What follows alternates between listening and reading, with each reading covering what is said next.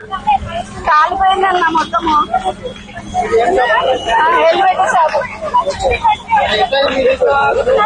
వాళ్ళు హోటల్లో ఉన్నారు కదా, అది వేడికి మొత్తం కాలిపోయినారు. 2 షాపులు, 2 ఎప్పుడు 13 షట్టర్లు అండి మావి. 13 షట్టర్లు కాలిపోయినాయి. దాదాపు 2.5 కోట్ల ఆస్తి నష్టం. ఇప్పుడు ఎలా చేశారు?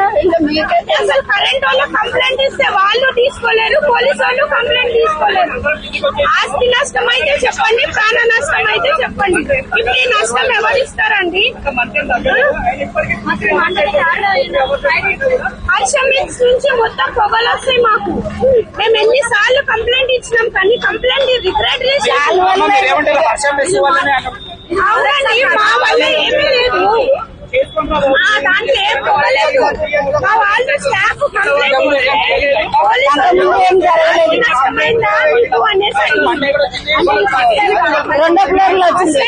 ఆల్రెడీ వాళ్ళని తేలిపోతే మాకేమంటారు వచ్చి అప్పుడే కంప్లైంట్ చేసాం.